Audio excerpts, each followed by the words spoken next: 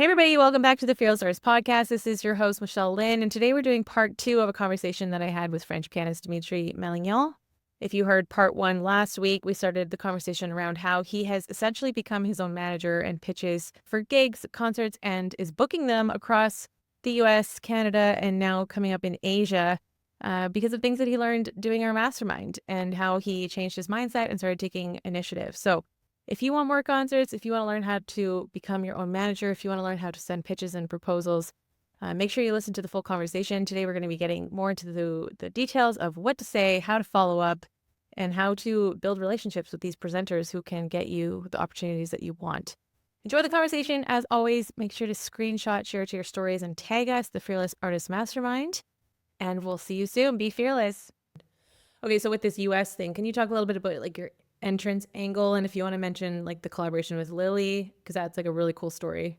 Yes, and one thing I can mention too is the importance indeed of collaboration. So you mentioned Lily Arbisser, who is a great singer I know from the US. And for example, we just started exchanging some emails some years ago because of my, so I have this project, Missing Voices, dedicated to the works and lives of Jewish composers who were persecuted in the Holocaust. And that's a very dear project of mine I've been handling for the last 5 years now.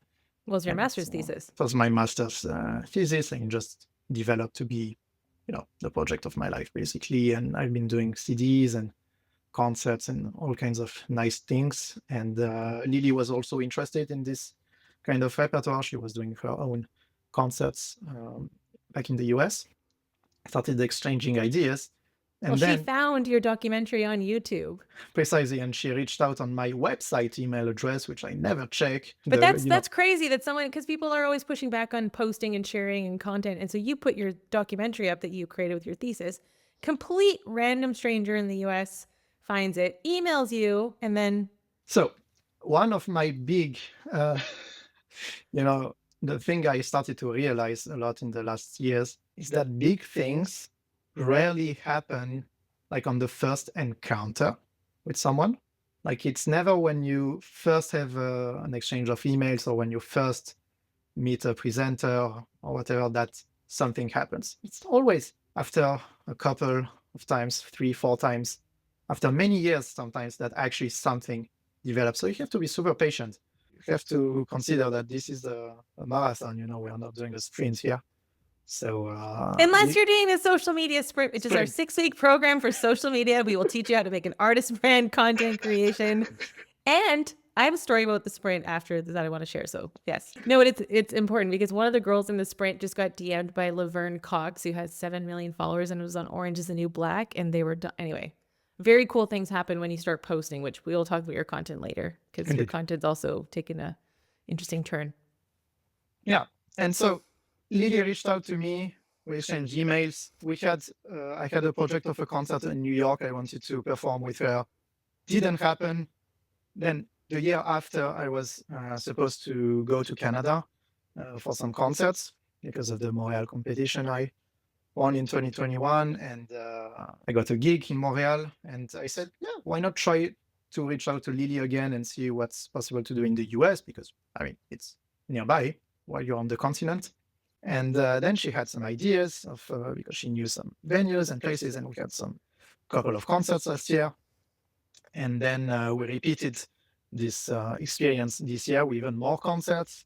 So it's very important to reach out to musicians who have, like especially as a pianist, if you reach out to singers or string players or wind players who most of the times they need actually a pianist.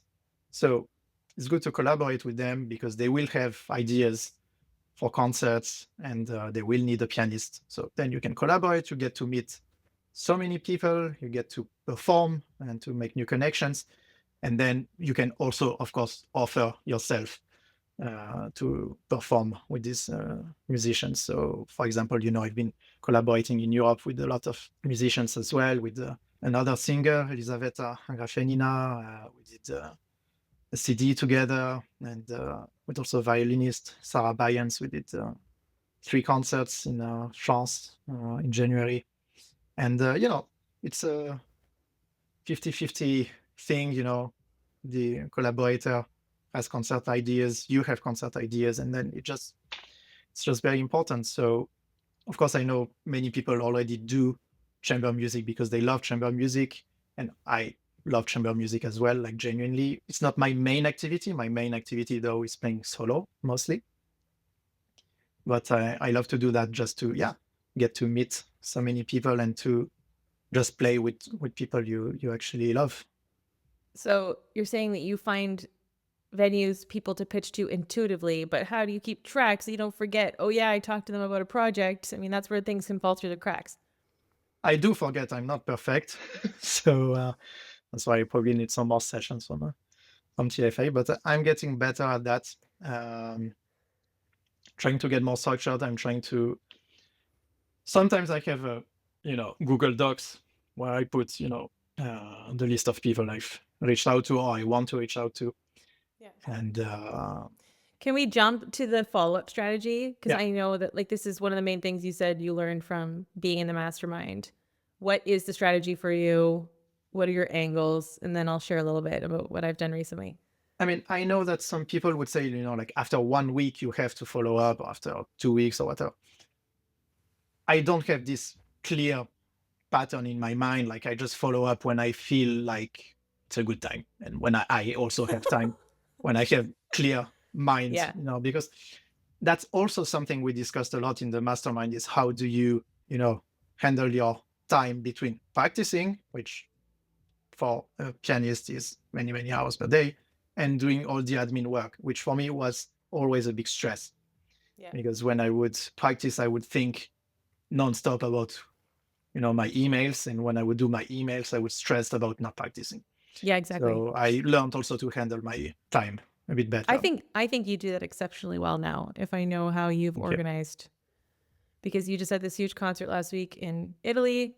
For me, it's like I get in these phases of like, I'm so zeroed in on an upcoming program that I can't do anything else. Like last night I played this new Mozart program in Lyon, and it's like I couldn't handle anything else. My brain is so full. Like I can't even look at emails or messages, just annoy me because I'm like, I have no brain space for this. I can't do half and half or something. It's like a week of this and a week of something else.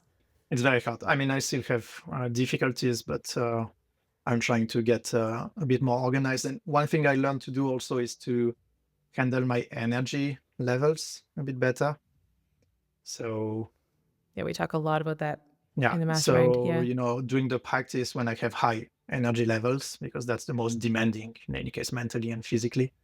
Yeah. And doing the admin when I'm low on energy, but, I know my practice wouldn't be so great anyway. So I can just put myself in front of the laptop. And to follow up, basically, just when I have time, when I feel it's a good time, and I would just, you mentioned about what do you say. So I think it's always a little bit awkward to say, so did you read my email? That's a little bit passive aggressive also, like you remind the person that they forgot to read your email or to answer. I'm usually saying, have you had time to consider my offer? Which is a little bit more diplomatic, You are very diplomatic with your writing. That's true. Yeah, that's good. One thing I learned from you is in this collaboration mindset with the venue is that you have to pat them on the back a little bit too. You have to show them interest and show them that you are genuinely interested in performing with them. Not that they understand that you are writing the same email to 100 venues. Yeah. So I'm trying always to be a little bit specific according to what they usually program, what musicians they usually have. And I'm trying to just give a little compliment, like, oh, I love your series because, whatever. And, just showing general interest. I mean, everybody listening to this needs to read How to Win Friends and Influence People by Dale Carnegie. It's from the 30s. It's outdated language, but the concepts ring true. Show interest in the other person. Be specific. Show them that you actually care. A little bit of empathy. I am assuming you're busy. Yes, thank you for giving the presenter a little bit of grace. They're getting hundreds of emails all the time. And if you come in with a, did you see my email? It's just going to be a little bit more annoying for them. It's a nagging thing rather than coming in as a generous, hi, just wondering if we could chat. Yeah. And one thing also I started to do, which because I found it as a waste a bit of time, when you send like your full CV or your full biography or presentation document, whatever, they never have actually time to read through all of this.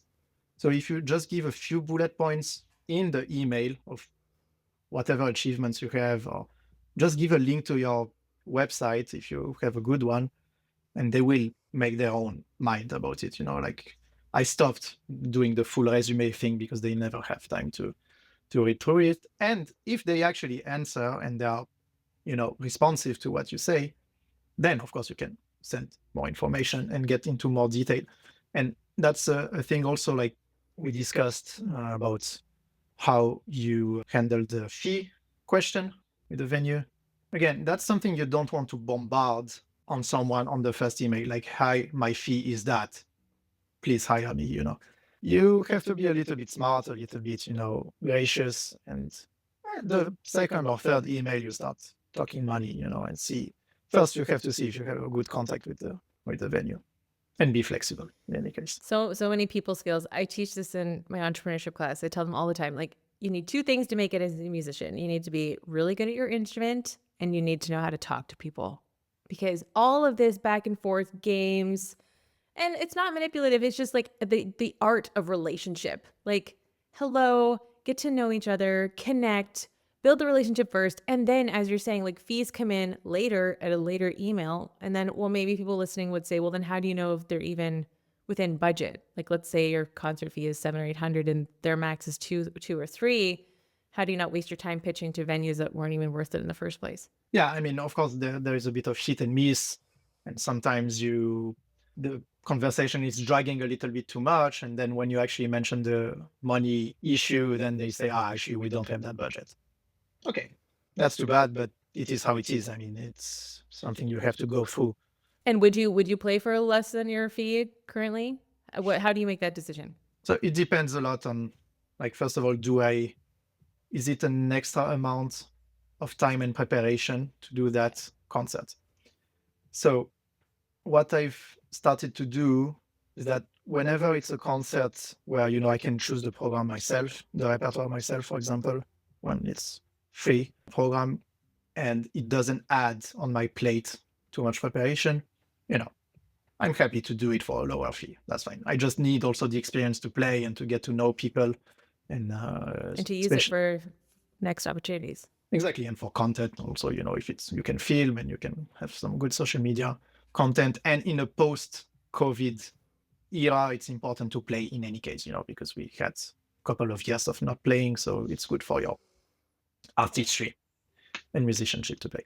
Whenever, they start to be like specific on the program, like they want this piece or, it's in a, or if it's in a period where you're playing a totally different repertoire, you have someone, asking for something specific, and it adds a lot of time and preparation, then you have to consider what is more valuable, because time is money, so if you waste, I mean, in quote, if you spend, let's say, more time on this concert, but the money you earn is not worth the time you spend, then maybe the concert is not worth it, unfortunately. Or if you will get to play the rep multiple times. Like, yeah, last night for me at Candlelight, he had written and said, can you learn this new Mozart and Chopin program? And I was like, yeah, sure, but can I do it a bunch? Because it's so hard and I would love to play again. And currently they don't have it booked another time. But I said yes because I was like, you know what? I need to learn this for me. I should just be able to play this, performing these pieces. This is good for my development. So that helped me make that decision. And then if I would be obliged, let's say, to get this concert because it's a good concert, even if it's with a different repertoire, then I would be, of course, glad to have the money that I would consider is right for the amount of time spent for that. So then I would get into that discussion with the presenters. Like, and you do it graciously, you don't go like, hi, my fee is 1,200. I say, based on similar concerts I had in the recent month in similar sized venues or festivals, the usual fee was 1,200. Also, that's social proof for the presenter to know, like, oh, this is current market rates. This is what he's getting in other places. So if I'm paying less, I should be aware that I'm paying less at least. Exactly. I had an experience like this very early on in my career. So it was probably 20 or something. And there was a festival. They invited me and they said it's 150 euros. And I said, listen, guys, I mean, it's quite low compared to other similar gigs, like even in France, I must say it's quite well paid. Generally in festivals, they always give, 500-600, it's kind of the average. So 150 was very low. And they said, yes, but we are not a big festival. We are not La Roque d'Enterrand. And I said, that's not true, because there are some smaller festivals who also give 500-600. You don't need to be La Roque d'Enterrand to give 500-600, because 150 is the price, is the money you give to the piano tuner for 1 hour of work. So they consider that you go play a concert, it's 1 hour of work, but of course it's the whole hours you put up before of preparation. But if they're concert presenters, they shouldn't even been thinking like that. They should know what it takes us to get on stage and present and perform. And then they said, since you are, such a big shot now, they said, we are increasing to 250. Very, very nice. Thank you very much. Since you're such a big shot. Wow. That could have been like them being very passive aggressive to you about that. And that's the experiences, when you're a young artist. And unfortunately, I didn't have guidance back then. I got, as I said, I was fresh out of conservatory, competitions and everything. And I was in the mindset kind of old school, from your teachers. But yeah, you do all the courses, you win competitions and everything will go well. Yeah. No, absolutely not. I had that too. They're like, just, practice really hard, work hard, it'll be okay. Like, okay. No. So I wish I didn't do the competitions you did. So yeah. I wish TFA was there 5 years ago, but. What other follow-up strategies do you have besides email? Will you do anything else? So I'm not a phone person. I know many people are phone people, but I never phone because I find it a little bit intrusive. Also, in a way, like if it's someone okay, maybe, but if it's someone you don't know, I find it a little bit intrusive to call. You didn't grow up. I'm a lot older than you. You didn't grow up how I did, when like your best friend would phone you every day because that's how we talked. I mean, phoning is very normal. You just phone. But I know. I think now it's like more of an arrangement. Like, can I give you a call sometime this afternoon? You send that as a text, exactly. And then they agree, and then now you have to like agree to call people. But I don't push too much. If they're on social media, and that's something you taught me actually, I try to, put a like, put a comment, DM something if they post a story, whatever. Just DM something unrelated. This is the golden key. If you have listened this far into this podcast, which is the longest episode we've ever done, then here's your golden ticket. Okay, you write them about something. They post a funny story or something about politics that you agree with or whatever it is. Just like give a thumbs up, give a fire emoji, be like, yes, this is awesome. Their dog. Oh, what a cute dog. Anything to get you front of mind on them. And then they're going to think, oh yeah, I meant to get back to you. Here she is. Yeah, no, for sure. Yeah, that's a very efficient tip. But then if I see, after 2 or 3 emails that they actually didn't reply, yeah, I just leave it like that. I'm not worried that much about it anymore. Yeah, I recently had this thing where somebody came to a Candlelight concert and then spoke to me after and asked me to come play at his summer festival. It's for like a huge amount of people. So he asked me, could you play for 5,000? I was like, of course I can. And then he took my card and I didn't get his email, which was dumb, but then I had to DM someone else to get his name. And then I started harassing him via multiple channels. I emailed his website, no answer, emailed his, went on Facebook, added a friend request, no response. Then Instagram, also no response, but he's like 70, so I don't think he uses it. Then I commented on his post, hi, I sent you a DM, still no response. And then 3 days ago, LinkedIn, I sent the message and got an answer back. Hi, Michelle, haven't forgotten about you. Your business card's sitting on my desk. I'm like, that's great, but that doesn't help me get booked. So please, But anyway, I learned this from Ari Hairstand, he's in the pop world. And he has this book called How to Make It in the New Music Business. And he said, follow up until you get the no. Until they say no, we are trying to get a hold of them because, again, they might be busy And if they're not interested, they can just tell you that it's not a good fit. But you need to know that because you don't want to let these opportunities fall through the cracks simply because of miscommunication or disorganization, which unfortunately many musicians struggle with. Yeah, I had one story like this actually with LinkedIn. So I was trying to find the person through like 5 different networks, and I ended up on LinkedIn. Then he gave me a number on Telegram of all systems. And then, yeah, I ended up having a gig in Asia.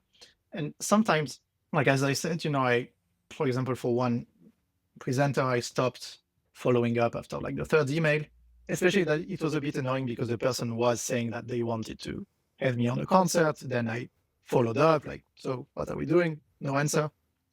6 months of nothing.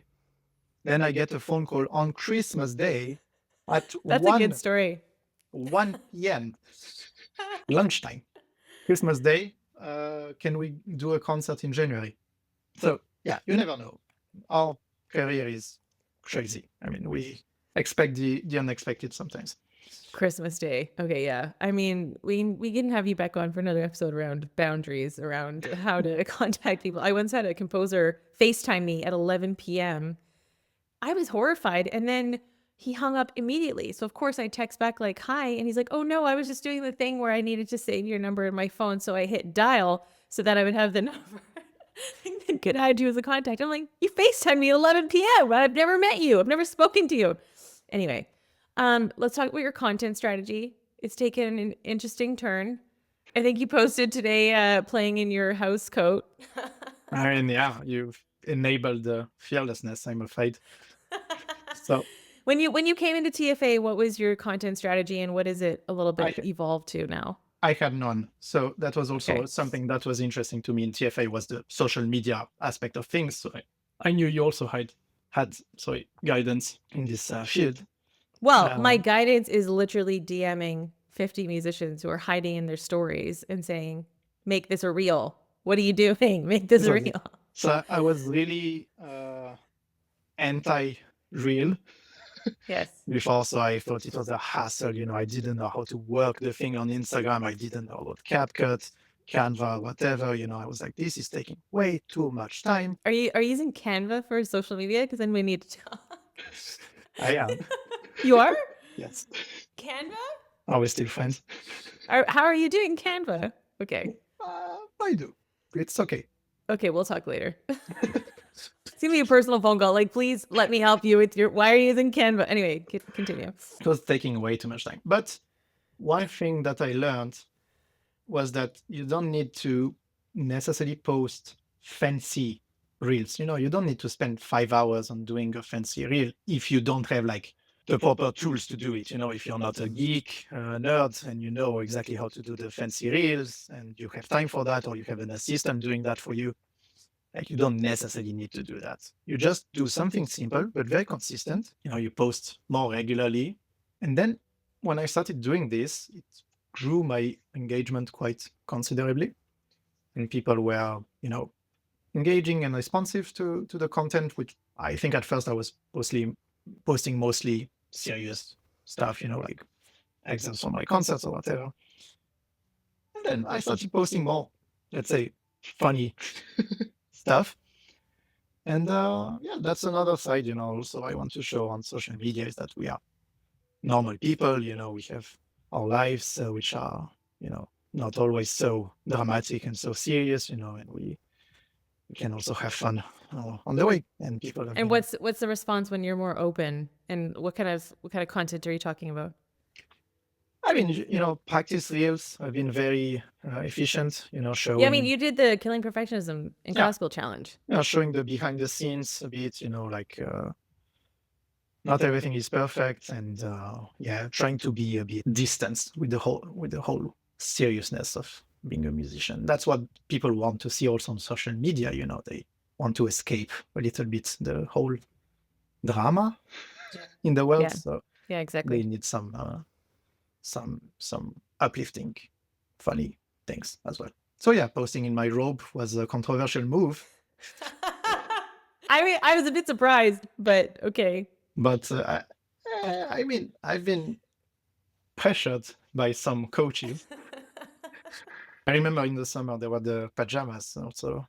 Okay, Yeah. Amelia in our Fast Forward membership was also posting pajama reels. So it was like this big joke on the calls of there like a few people posting because most people in Fast Forward have done the Killing Perfectionism and Classical Challenge. I think that's how I'm actually making a course around this. It's going to be my first digital course. It'll be for the membership only around how to shift these mindsets of what you've described on this episode. I mean, the transformation that you've gone through. I mean, I don't think I realized. I know your story in bits and pieces, but it's a lot to hear how much has changed for you and how I think how quickly you kind of grasped the concepts and then ran with it too on your own. I mean, No, because again, I had all of these intuitions in a way. Like I knew more or less how it worked, but I never really took action. And it's so like you needed permission or something. yeah, Or you need confirmation, validation. Also, it's important, we are sensitive people. So if you have someone supportive, and TFA has been an extremely supportive community for me. So yeah, that has enabled me to be more open about my art and fearless.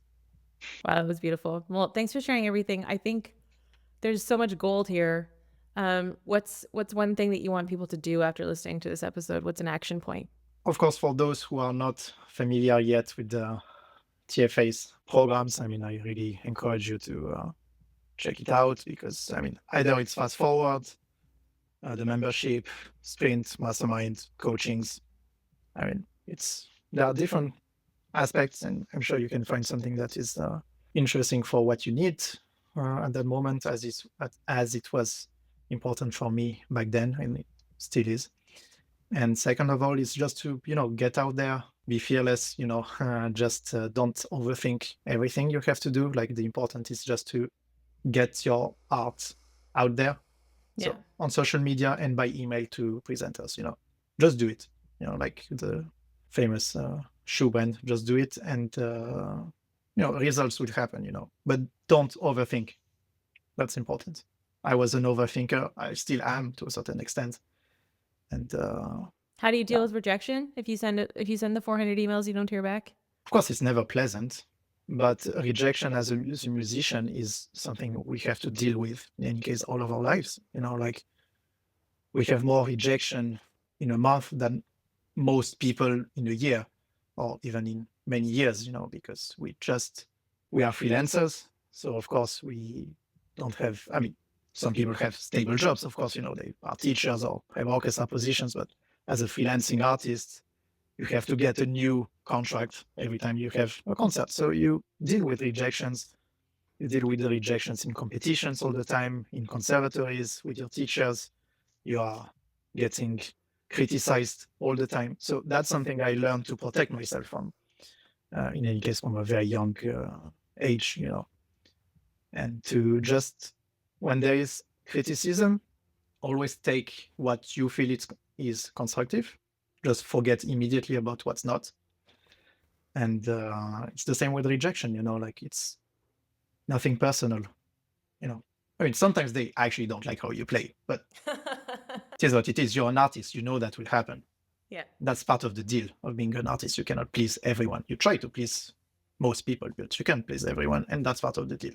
So just have to live with that and be a bit more distanced with this situation. Yeah, if I could change, I was thinking about this yesterday. If I could change one thing, I would just try to tell myself, don't let things touch you so personally with this. Yeah. And keep this distance with the trying ideas, trying rejection, trying projects, trying to talk to people and not taking it so sensitively. It's so hard to separate yourself from your work though, because we care so much. Of course, sometimes it's not fair, when they don't invite you, but they invite someone else who has less qualifications, let's say, than you have. Yeah. You feel it's not fair. But that's life. Do you go on your social media and complain about it if that happens? No. One big thing I learned is not to complain and just to, you're upset about it for 2 hours and then you move on. No, I'm only saying that because I've recently seen so much negativity and complaining on social media. I don't know what's going on. Maybe it's like the political atmosphere. People are just a little bit more worked up, but it's like people are wasting so much time and energy focusing on the wrong things. So yeah, like one of the most important moments in my career. So when I was doing competitions. I did the Rubinstein competition. Yeah. Yeah. Please tell 2021. this story, actually. Yeah. So about rejection and about how we handle that. I did the Rubinstein competition. I didn't pass the first round. And I learned about that in the evening. And the next day, because it was COVID still, so things were happening a bit online and with recordings and everything. The next day, I had to record the first round of the Montreal competition. So I remember I was at home. That's Montreal for everyone who can't understand what he's saying. Montreal, yes. I was at home, evening. I didn't pass the first round of Rubinstein. I was quite upset about it because I thought I did a great job. I played quite well because sometimes, of course, you're not happy about how you play, but that time I was quite happy about how I played. So I found it was not fair, but still, I had to play Montreal the next day. So I had to recollect and focus, because if you just complain about it, then you never get out of this negative spiral. And I remember my parents were there and they were like upset also about it because they're parents and they care. But I told them like, just chill, because I have to focus for tomorrow. And I went, passed the first round, and then I went to the finals and I won the third prize, audience prize, and bar prize. I played the same pieces as in Rubinstein, more or less the same way, I imagine. So again, you cannot please everyone. You can't please everyone. A jury didn't like, the next jury liked. Yeah. So yeah, that's how I deal with the rejection. I just take it with a pinch of salt.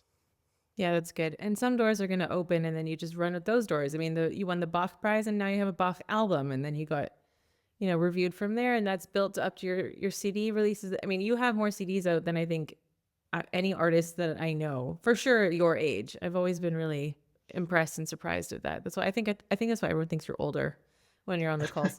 Or maybe it's the beard, who knows? Maybe, but the listeners cannot know that. Well, this is going on YouTube, so if you guys want to see the hair and the beard, go check it out on YouTube. Hey, thanks for everything. You've shared a lot of wisdom. Any final thoughts? Anything else you want to add? Be fearless. I didn't coach you to say this.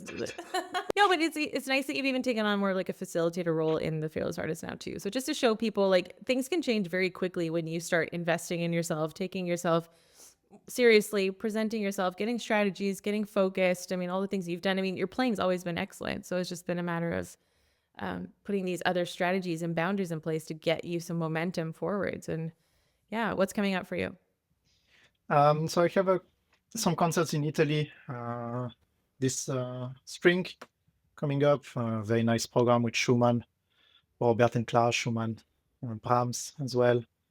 And then I have this Asian tour in autumn with concerts in India, Thailand, Cambodia, and Asia. So that will be super exciting for my Asian debut. And CDs coming up. So with this Missing Voices CD series I'm working on with a French label. I'm the artistic director of that series. And so we have one CD coming up in September and another one at the end of the year. So that's all very exciting. Dimitri, thanks for being here today. Right. And it's a pleasure having you in TFA. Likewise. I'll see you on the call on Tuesday. Thanks everybody for listening, and make sure you go follow Dimitri on the socials. He is Dimitri Malignan. Is that right? That's perfect. Okay, Dimitri Malignan on Instagram. Go follow him there. And of course, thanks for listening to the podcast. Let us know what you loved about this episode, and we'll see you on the next one. Bye, everybody. Be fearless.